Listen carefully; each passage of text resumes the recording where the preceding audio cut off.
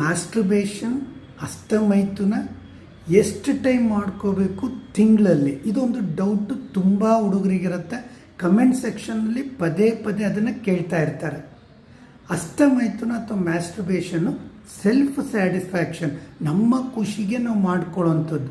ನಾವೇನೋ ಅದ್ರ ಬಗ್ಗೆ ಓದಿದ್ವಿ, ಸೆಕ್ಸ್ ಬಗ್ಗೆ ಏನೋ ತಿಳ್ಕೊಂಡ್ವಿ, ವಿಡಿಯೋ ನೋಡಿದ್ವಿ, ನಮಗೊಂದು ಅರೋಸು ಬೇಕು ಅಂತ ಒಂದು ಖುಷಿ ಆಯಿತು. ಆ ಮೂಮೆಂಟಿಗೆ ನಾವು ಎಂಜಾಯ್ ಮಾಡಿದರೆ ಅದೊಂದು ಮೈಂಡಿಗೂ ಬಾಡಿಗೂ ಒಂದು ತೃಪ್ತಿ ಅಂತ ಸಿಗತ್ತೆ.